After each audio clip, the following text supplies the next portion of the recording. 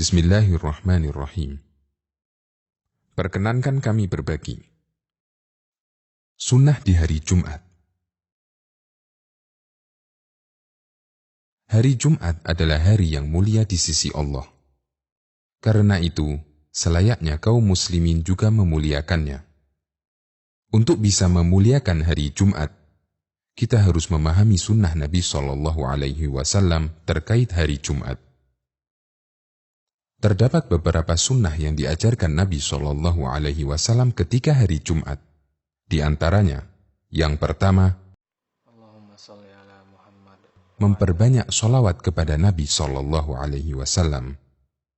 Dari sahabat Aus bin Aus radhiyallahu anhu, Nabi SAW bersabda, "Inna min afdali ayyamikum yawmal jumu'ah, fa'akthiru alayya minas sholati fihi, fa inna sholatakum ma'rudatun alayya."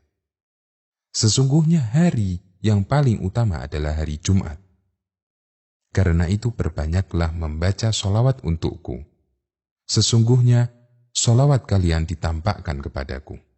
Hadis riwayat Abu Dawud, Ibnu Majah, dan disahihkan oleh Al-Albani. Di antara bacaan sholawat yang diajarkan dalam Islam adalah sholawat yang disebutkan dalam hadis dari Ka'ab bin Ujrah radhiyallahu anhu, bahwa para sahabat pernah bertanya, "Wahai Rasulullah, kami telah memahami tata cara memberi salam kepada Anda. Lalu bagaimana cara memberi sholawat kepada Anda?" Nabi SAW bersabda, "Ucapkanlah, Allahumma salli ala Muhammad wa ala ali Muhammad, kama sallaita ala ali Ibrahim, innaka hamidum majid. Allahumma barik ala Muhammad wa ala ali Muhammad, kama barakta ala ali Ibrahim, innaka hamidum majid." Hadis riwayat Bukhari dan Muslim. Sholawat ini disebut dengan sholawat Ibrahimiyah. Sholawat ini merupakan sholawat terbaik karena langsung diajarkan sendiri oleh Nabi SAW kepada para sahabat. Sunnah berikutnya, membaca surat Al-Kahfi. Dari Abu Sa'id Al-Khudri, Nabi SAW bersabda, "Inna man qara'a surat Al-Kahfi yawmal jumu'ati, adha'a lahu minan nuri ma bainal jumu'atain." Barang siapa membaca surat Al-Kahfi pada hari Jumat, maka ia akan disinari oleh cahaya di antara dua Jumat. Hadis riwayat Hakim. Membaca surat Al-Kahfi bisa dilakukan di malam Jumat atau siang hari Jumat. Sunnah berikutnya, memperbanyak doa di hari Jumat.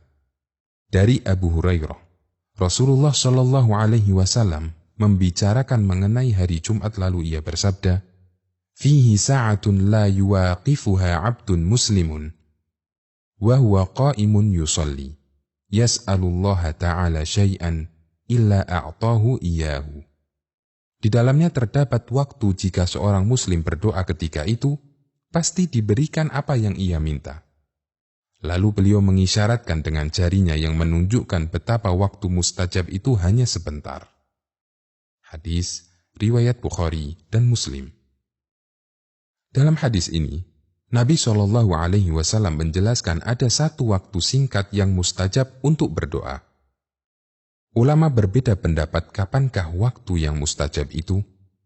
Pendapat yang paling kuat, waktu mustajab itu adalah setelah asar hingga maghrib. Sebagaimana yang ditunjukkan dalam hadis dari Jabir bin Abdillah radhiyallahu anhuma, bahwa Rasulullah SAW bersabda, "Yaumul jumu'ati 12 sa'ah. La yujadu muslimun yas'alullaha azza wa jalla syai'an illa atahu Allahu azza wa jalla. Faltamisuha akhira sa'atin ba'dal asri." Dalam 12 jam, hari Jumat ada satu waktu, jika seorang muslim meminta sesuatu kepada Allah Azza wa Jalla, pasti akan dikabulkan. Carilah waktu itu di waktu setelah asar. Hadis riwayat Abu Dawud dan disahihkan oleh Al-Albani. Di samping sunnah di atas, Rasulullah Shallallahu Alaihi Wasallam juga mengajarkan berbagai sunnah terkait sholat Jumat. Di antaranya, yang pertama, mandi di hari Jumat. Sebagian ulama berpendapat mandi Jumat bagi orang yang hendak Jumatan, hukumnya wajib. Berdasarkan sabda Nabi Shallallahu Alaihi Wasallam, "Idza jaa ahadukumul jumu'ata falyaghtasil." Apabila kalian menghadiri Jumatan, hendaknya dia mandi. Hadis riwayat Bukhari. Sunnah berikutnya, gosok gigi. Nabi Shallallahu Alaihi Wasallam sangat memperhatikan kebersihan mulut ketika beribadah. Terlebih lagi ketika Jumatan. Beliau bersabda, "Al-ghuslu yaumal jumu'ati wajibun ala kulli muhtalimin was-siwak." Mandi hari Jumat, hukumnya wajib bagi orang yang sudah baligh dan bersiwak. Hadis riwayat An-Nasa'i dan disahihkan oleh Al-Albani. Sunnah berikutnya, menggunakan minyak wangi. Nabi Shallallahu Alaihi Wasallam menekankan hal ini melalui sabdanya, "Wa massa min tibin in kana indahu." Hendaknya memakai minyak wangi jika dia punya. Hadis riwayat Abu Dawud dan dihasankan oleh Al-Albani. Sunnah berikutnya, bersegera berangkat menuju masjid. Dianjurkan agar sepagi mungkin berangkat menuju masjid. Juga dianjurkan agar berjalan kaki dan tidak berkendaraan. Adab ini disebutkan dalam hadis dari sahabat Aus bin Aus. Nabi Shallallahu Alaihi Wasallam bersabda, "Man ightasala yaumal jumu'ati wa ghasala wa ghada wabtakara wa masya wa lam yarkab." Siapa yang mandi Jumat, keramas, datang pagi-pagi, jalan kaki, dan tidak berkendaraan. Hadis riwayat An-Nasa'i, Abu Dawud, dan disahihkan oleh Al-Albani. Sesampainya di masjid, hendaknya mengambil posisi terdepan yang bisa dijangkau. Beliau bersabda, "Wa ghada ilal masjidi, thumma jalasa qariban minal imam." Dia berangkat pagi-pagi menuju masjid dan duduk di dekat imam. Hadis riwayat Ahmad. Hati-hati, jangan sampai melangkai pundak dua orang yang duduk berdampingan atau melewati orang yang sholat, karena semua ini dilarang keras oleh Nabi Shallallahu Alaihi Wasallam. Selama menunggu imam, kita dianjurkan memperbanyak sholat sunnah 2 rakaat, hingga imam datang.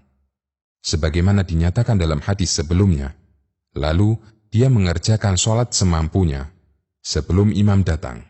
Hadis riwayat Bukhari. Mereka disebut sebagai hamba-hamba Allah. Artinya mereka menyempurnakan penghambaan diri.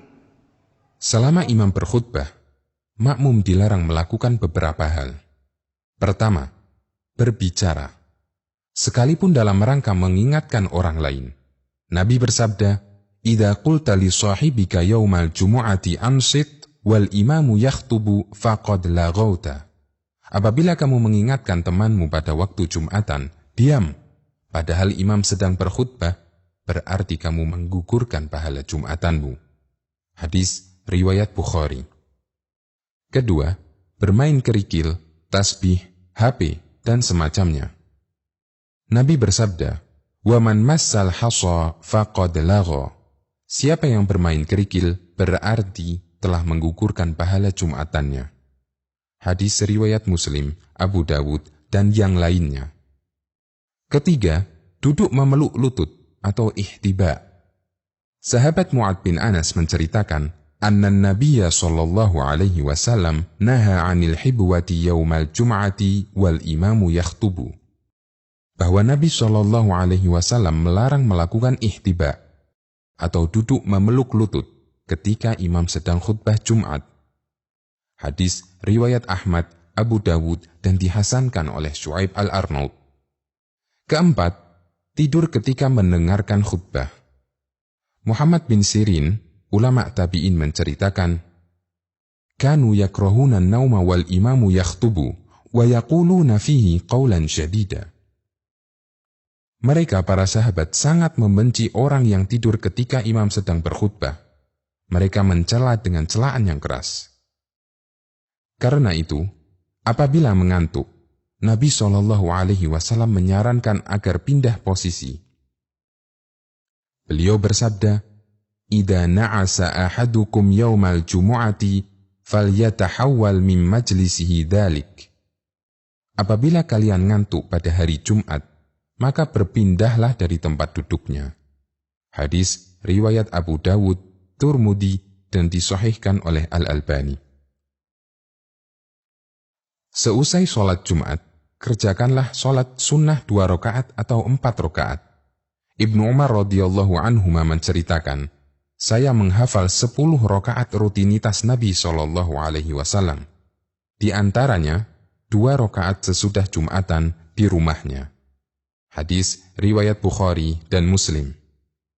Nabi SAW bersabda, "Idza shalla ahadukumul jumu'ata falyusalli ba'daha 4."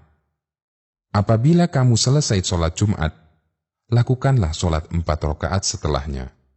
Hadis riwayat Muslim dan An-Nasa'i. Semoga kita dimudahkan dalam mengamalkannya.